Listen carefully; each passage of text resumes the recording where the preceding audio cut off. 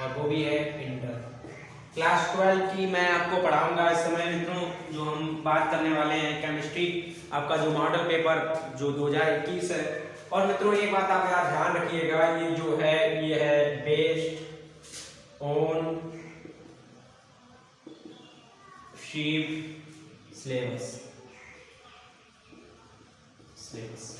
ये जो मित्रों आपका मैं आपको बता देने जा रहा हूँ, प्रैक्टिस मॉडल पेपर 2021 का है, वो है केमिस्ट्री का। और जो क्लास है वो 12 है। ये based on revised new syllabus है, जिस प्रकार 2021 में यानी 2021 में जो आपके बोर्ड पेपर होंगे उससे जो सिलेबस है केमिस्ट्री का, उसके मैं आपको क्वेश्चन सॉल्व कराऊंगा। पॉइंट टू नोटेड मैं आपको क्वेश्चन सॉल्व कराऊंगा मित्रों। आपकी जो भी दिक्कत केमिस्ट्री में आती है सिलेबस से, विदाउट एनी सिलेबस से, आप कमेंट बॉक्स में जरूर कमेंट करें। अगर मैं अच्छा पढ़ा रहा हूं तो आप उसमें कमेंट कर सकते हैं। अगर मैं सही नहीं बता पा रहा हूं, कोई भी चीज ऐसी है जिसे मैं एक्सप्लेन नहीं कर पा रहा हूं, वो भी आप कमेंट बॉक्स में कमेंट करें। और बने रहें मेरी वीडियो के साथ। अगर आप मेरी वीडियो पे नए हैं तो लाइक करें, कमेंट करें, साथ ही बेल आइकन को प्रेस करें, तो मेरी वीडियो के साथ बने रहें मित्रों। हम आपको ये करने 4 विकल्प दिए गए हैं, सही विकल्प चुनकर अपनी उत्तर पुस्तिका में लिखना है। तो पहला ऑप्शन था का ऑप्शन था ग्रेफाइट। ग्रेफाइट है, उसमें था आयनिक ठोस।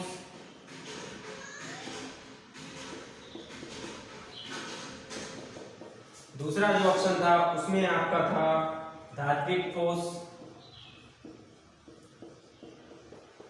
और जो आपका तीसरा ऑप्शन था उसमें मित्रों था सहसंयोजी ठोस।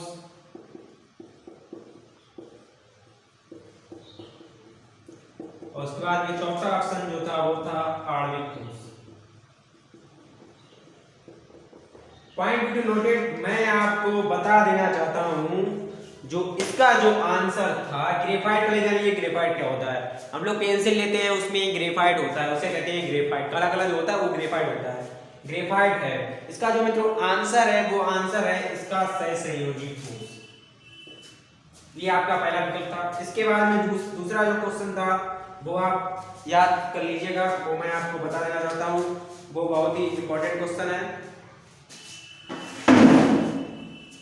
जो दूसरा आपका समान ताप पर किन विलयनों में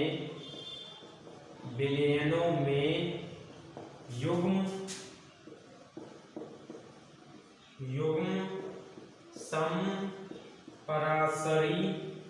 समपरासारी होते हैं। ये मित्रों आपका क्वेश्चन था। मैं डायरेक्ट आपको आंसर बता रहा हूं। जो इसका जो आंसर था वो था चौथा, यानी इसका जो आंसर होगा यानी उत्तर होगा वो मित्रों होगा चौथा, जिसमें लिखा है 1.2 मोल कैल्शियम डाइट्राइनाइट्राइड तथा 0.1 मोल।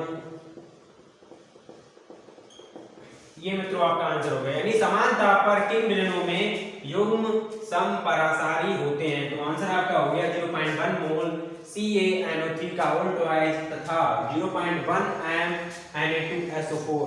इसके बाद में जो मित्रों तीसरा आपका आंसर था, वो क्वेश्चन था, वो बहुत ही गजब का क्वेश्चन था, उसके बारे में भी मैं आपको बताऊंगा।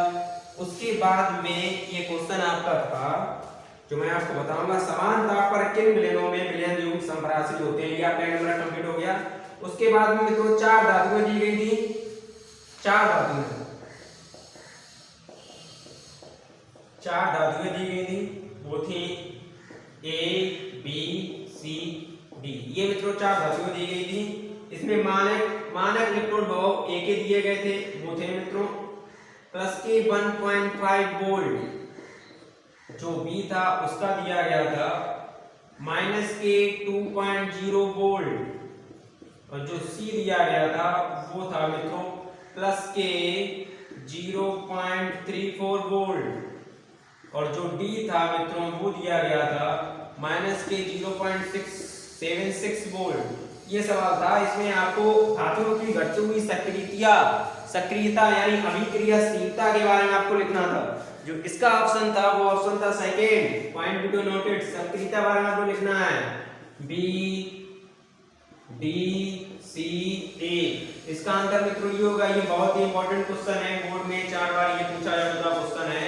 यानी 4 धातुएं दी गई हैं जिसका इलेक्ट्रॉनिक वोल्ट वो दिया गया 1.5 वोल्ट, बी दिया गया 0.2 वोल्ट और सी दिया गया 0.35 वोल्ट। उसके बाद में डी दिया गया माइनस के 0.76 वोल्ट। इन्हें धातुओं की अभिक्रियाशीलता यानी अभिक्रिया कौन सी धातु ज्यादा सक्रिय है उसके क्रम में लिखना है। तो सबसे पहले आपका आ जाएगा बी माइनस के 2.0, फिर इसके बाद में आपका आ गया डी है जो है माइनस के 0.76, फिर इसके बाद में सी जो आपका है वो है सॉरी पहले था बी के बाद था डी के बाद आया सी में है प्लस के 0.34 वोल्ट, ए में जो है वो 1.5 वोल्ट है।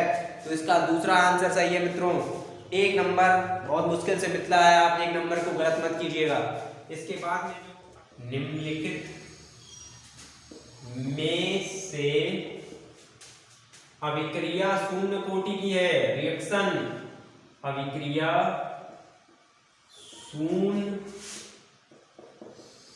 कोटि की है। ये मित्रों जो है ये अभिक्रिया मैं आपको लिख रहा हूं CH3COOC2H5। फिर अभिक्रिया की गई है सोडियम हाइड्रोक्साइड से NaOH। उसके बाद में जो बन के आएगा CH3COONA plus C2H5OH। Find the noted CH3COOC2H5 plus sodium hydroxide NaOH साइनोफेरो CH3COONA plus C2H5OH। CH3COONA sodium acetate हो गया, C2H5 हो गया इथाइल अल्कोहल जिसे हम दारू बोलते हैं। कंप्लीट। ये आपका ऑप्शन पहला था। इसके बाद में जो सेकंड ऑप्शन है वो है CH3COOCH3 ओ सही बनाइएगा। फिर इसके बाद में जब से इसकी क्रिया करा दी तो साइनोफेरो, इसके बाद में आ गया CH3COOH एस्टेट हम जिसे हम लोग सिरका बोलते हैं। तो उसके बाद में बन गया CH3COH। और आपका जो तीसरा ऑप्शन था वो मैं आपको बता देना चाहता हूं वो था 2FeCl3 प्लस SnCl2 साइनोफेरो के बाद में ये बन गया 2FeCl2 प्लस SnCl4। ये मित्रों तीसरी रिएक्शन है आपकी। इसके बाद में चौथी जो रिएक्शन थी वो मैं आपको बता देना चाहता हूं वो थी H2 plus Cl2 साइनोफेरो 2HCl। Comment box में जरूर कमेंट करें HCl का पूरा नाम क्या है, हाइड्रोक्लोरिक अम्ल। जो भी क्वेश्चन आपको इसमें रासायनिक समीकरण में लिखे गए हैं वो समझ में ना आ रहे हो तो जरूर कमेंट बॉक्स में कमेंट करें। मैं आपको बता देना चाहता हूं ऑर्डर ऑफ वन रिएक्शन यानी शून्य रिएक्शन की जो जीरो रिएक्शन जो ये ऑर्डर माने कोटि पूछ रहा है वो मैं आपको बता देना चाहता हूं। वो अभिक्रिया है H2Cl2 यानी यह जो अभिक्रिया है वो H2 प्लस क्लोरीन के साथ होती है। ये भी किसी की उपस्थिति में होती है, उसे बोलते हैं शून्य कोटि की क्रिया। ये बहुत ही जल्द मैं आपको लेसन में आपको क्लियर कर दूंगा कि शून्य कोटि की रिएक्शन प्रथम कोटि की क्रिया द्वितीय कोटि की क्रिया किन्हें कहते हैं, उसकी खास बात क्या होती है। आपका विकल्प आ गया चौथा सही। यानी शून्य कोटि की रिएक्शन कौन सी है H2 प्लस Cl2 साइनोफेरो 2HCl। जो HCl है वो हाइड्रोक्लोरिक अम्ल है, जो CH3COOH है वो सोडियम एसीटेट है, जो C2H5OH है वो है एथिल अल्कोहल दारू, जो CH3COOH है वो है एस्टिक अम्ल यानी सिरके का अम्ल, जो NaOH है वो है सोडियम हाइड्रोक्साइड, H2O है वो है जल, SN2 है जो ये क्लोराइड है, ये है लोहे का क्लोराइड, H2 है हाइड्रोजन, Cl क्लोरीन और जो HCl है वो है हाइड्रोक्लोरिक अम्ल। ये आपका पूरा हो गया। इसके बाद में क्वेश्चन है एमाइड। एमाइड कैसे बनते हैं, ये बहुत ही एमीन के प्रयुक्त अभिकर्मक कौन है, ये डार्क क्वेश्चन है आपका, बहुत ही इंपॉर्टेंट है। एमाइडो में एमीन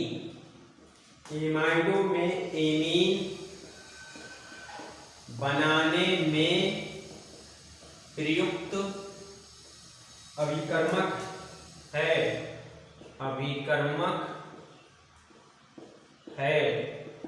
एमाइडो में एमीन बनाने में प्रयुक्त अभिकर्मक है। मैं आपको मैं आपको इसमें आंसर बता दे रहा हूं, आपको जरूर कमेंट बॉक्स में कमेंट करना है कि इसका जो सही आंसर है वो क्या है। K2Cr2O7 H2SO4 ये है पोटेशियम डाइक्रोमाइड K2Cr2 क्या है वो है पोटेशियम डाइक्रोमाइड। H2SO4 है सल्फ्यूरिक अम्ल। KOH है पोटेशियम हाइड्रोक्साइड। Br2 है ब्रोमीन। इसके बाद में जो तीसरा जो उत्तर है आपका वो मैं बता रहा हूँ ऑप्शन हाइड्रोक्लोरिक अम्ल है। उसके बाद में ZnCl2 है जिंक क्लोराइड। उसके बाद में जो आपका चौथा ऑप्शन है वो मैं बता रहा हूँ सोडियम हाइड्रोक्साइड NaOH है उसकी अभिक्रिया करा दी कैल्शियम हाइड्रोक्साइड COOH का होल ट्वाइस। इसमें आपको मित्रों बनाना है एमाइडो से एमीन बनाने में प्रयुक्त अभिकर्मक है। तो मित्रों इसके बारे में मैं आपको बता देना चाहता हूं, मैंने काफी इसके बारे में नोट किया है। एमाइड सबसे पहले आप जान लीजिए मित्रों एमाइड जो होता है वो हाफमैन यानी हाफमैन रिएक्शन आपने पढ़ी है क्या? हाफमैन रिएक्शन ये बहुत ही इंपॉर्टेंट रिएक्शन है यूपी बोर्ड इंटरमीडिएट के लिए। अगर आपको हाफमैन कोई वैज्ञानिक का नाम आ रहा हो तो जरूर कमेंट बॉक्स में कमेंट करें हाफमैन रिएक्शन क्या है। मित्रों हाफमैन रिएक्शन में हम बता रहे हैं आपको क्या है। इसमें ये जो ऑप्शन दिए गए आप ऑप्शन याद रखना Br2KOH K2Cr2O7 H2SO4 CSC CHCl ZnCl2 Hopman reaction Hopman reaction क्या होती है मेरे बारे में लोग काफी कमेंट करते हैं तो करने दो, मुझे फर्क नहीं पड़ता है। लेकिन केमिस्ट्री में आपके पास जो भी दिक्कत हो जरूर मेरे पास शेयर करें क्योंकि मुझे अच्छा लगता है। मैं केमिस्ट्री में जब पढ़ता था तब भी अच्छा था। हाफमैन रिएक्शन तो R ये सिंगल बॉन्ड है, ये मित्रों डबल बॉन्ड है। Point two noted single bond ये होता है, ये लकड़ियां दो लकड़ियां होती है, डबल बॉन्ड है। इसके बाद में ये ऑक्सो O को जोड़ दिया, इसके बाद में ये सिंगल बॉन्ड और लग गया, ये हो गया NH2, ये हो गया amine. Point two noted amine इसे बोलते हैं। फिर इसके बाद में जब इसकी ब्रोमीन Br2 से क्रिया कराते हैं तो बनता है हैलोजन और KOH ये होता है एक क्षार को लेते हैं। क्षार का मतलब ये होता है मतलब जिसके लास्ट में आपने लुईस संरचना पढ़ी होगी। उसके बाद में आरईएस का सिद्धांत होता है, जो H+ छोड़ते हैं वो होते हैं H होते हैं जो अम्ल होते हैं, OH- छोड़ते हैं वो होते हैं क्षार। तो मित्रों ब्रोमीन की क्रिया करा दी इसके क्षार की उपस्थिति में तो आपका जो बनता है वो बनता है एक हैलोजन R के बाद में ये सिंगल बॉन्ड है O, ये आपको एक ऑब्जर्व करता है। उसके बाद में ये डबल बॉन्ड C और ऑक्सो ऊपर और हो जाएगा। ये मित्रों हो गया आपका एमीन। एमीन बनने का जो समीकरण होता है आप इसे रट्टा मान लीजिए, ये जरूर आपको आएगा। इससे आप क्या कर देते तो हाफमैन समीकरण हाफमैन विधि यही होती है। ये बहुत ही यूपी बोर्ड में पूछी जा चुकी है। तो मित्रों जो आपका ऐसे आंसर हो गया तो वो क्या था? आंसर जो मित्रों था वो आपका था और एमाइड का सूत्र CONH और होता है तो आपका जो आंसर था वो था Br2KOH यानी ऑप्शन 1 एमाइडो में एमीन बनने में प्रयुक्त अभिकर्मक है तो वो है Br2KOH। इसके बाद में और एक बात मैं बता देता हूं, ये जो बनता है ये बनता है मित्रों आइसोसाइनाइड बनता है मित्रों। ये जो हाफमैन और रिएक्शन में जो बनके आता है उत्पाद वो आइसोसाइनाइड के रूप में होता है। इसके बाद में जो आपका लास्ट क्वेश्चन है वो बहुत जल्द मैं आपके पास डिस्कस करना चाहता हूं, वो मित्रों है ये भी बहुत ही इंपॉर्टेंट क्वेश्चन है जो बोर्ड में आता है, वो मैं आपको बहुत ही जल्द बताऊंगा। और मैं सबसे पहले आपको बोर्ड ऑपरेशन सॉल्व कराऊंगा। आप प्रैक्टिस साइड में आपको एक पूरा बना के पेपर का अलग से डाल दूंगा जिससे आप अच्छे से देख सकते हैं। इसके बाद में आपका आया 4 नंबर, 4 में था मित्रों CrH2O whole power 4 Cl2 plus ion में, ये मित्रों है आयन में Cr की संयोजकता क्या होती है? Cr की संयोजकता क्या है? ये मित्रों लेसन का नाम है उपसंय संयोजक यौगिक, आप नोट करिएगा। इसमें आयन की संख्या क्या है वो आपको मित्रों इसमें बताना है, तो मैं आपको ये निकालना भी बताऊंगा। तब तक आप जान लीजिए इसका जो आंसर है वो है 3। अगर मित्रों आपको ये वीडियो अच्छा लगा हो तो इसे लाइक करें, कमेंट करें, साथ ही बेल आइकन को प्रेस कर लें और यूपी बोर्ड इंटरमीडिएट केमिस्ट्री के पढ़ने वाले छात्र को जरूर जोड़ लें। इसमें मैं आपको अभी केमिस्ट्री पढ़ाऊंगा, उसका जो सिलेबस है उसको बताऊंगा, उसके बाद में आपको फिजिक्स और भी अदर सिलेबस है उसके बारे में भी, पेपर के बारे में बताऊंगा। तब तक के लिए जय हिंद, पढ़ते रहिए, आगे बढ़ते रहिए।